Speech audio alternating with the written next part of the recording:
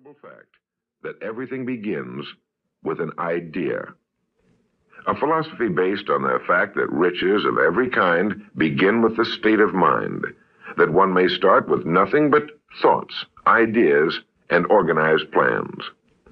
Thoughts are things, incredibly powerful things, when mixed with definiteness of purpose, persistence, and a burning desire for their translation into material objects or riches, riches being whatever it is you happen to want. Wise men have been saying this for centuries, and just recently Charles A. Cerami wrote, "The truth is that the human mind is as real an organism as any muscle in the body, but far greater in potential power, and like muscle fiber, it can be strengthened to lead on to unimagined conquests." So this, then, is the truth on which Think and Grow Rich is based. If you know what you want, and if you want it strongly enough to muster the kind of persistence that simply cannot be stopped, you will most certainly achieve it. By controlling your mind, you can control your destiny here on Earth. With this as our foundation, let's talk about Napoleon Hill's famous 13 proven steps to riches as found in his book, Think and Grow Rich. Remembering, of course, that riches are whatever it is you happen to want. And now, Napoleon Hill's famous 13 principles. The first principle, desire. Here is the starting point for all achievement, the first step toward riches. But it's right here that we so often run into a stumbling block. A person will say, "I know what I desire, but can I get it?" We'll get into this business of doubt later, but once and for all, let's clear up this point. This point of whether or not you can accomplish that which you desire with all your heart. I think it was best expressed by Emerson, who wrote, "There is nothing capricious in nature, and the implanting of a desire indicates that its gratification is in the constitution of the creature that feels it." In other words, you would not have the desire unless you were capable of its achievement.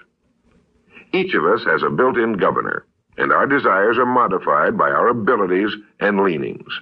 Whatever it is that you desire with all your heart, understand once and for all that it can and should be yours.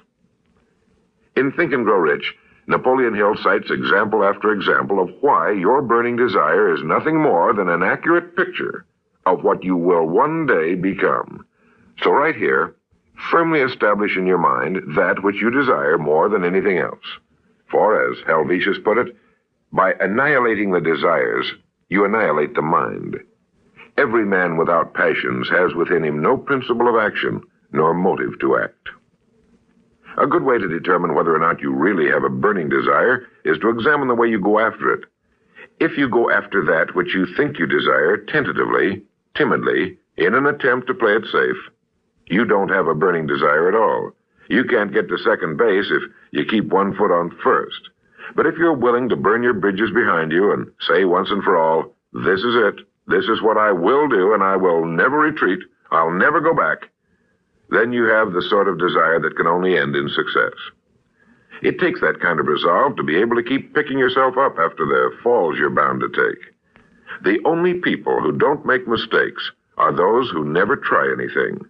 The timid feeders in the lagoon who never venture into the broad, deep sea beyond. While these principles will work for anything you may want, a more harmonious home life, a more successful career, for our example, let's say your desire happens to be more money, to better care for your family and provide for your future years, to get your share of the prosperity that lies ahead. Napoleon Hill gives us 6 definite, practical steps to follow. 1. Fix in your mind the exact amount of money you desire. It is not sufficient merely to say, "I want plenty of money." Be definite as to the amount. There's a psychological reason for definiteness, which will be described in a subsequent principle. Number 2, determine exactly what you intend to give in return for the money you desire. There's no such reality as something for nothing. 3, establish a definite date when you intend to possess the money you desire. And 4, create a definite plan for carrying out your desire and begin at once, whether you're ready or not, to put this plan into action. 5, write out a clear, concise statement of the amount of money you intend to acquire, name the time limit for its acquisition, state what you intend to give in return for the money, and describe clearly the plan.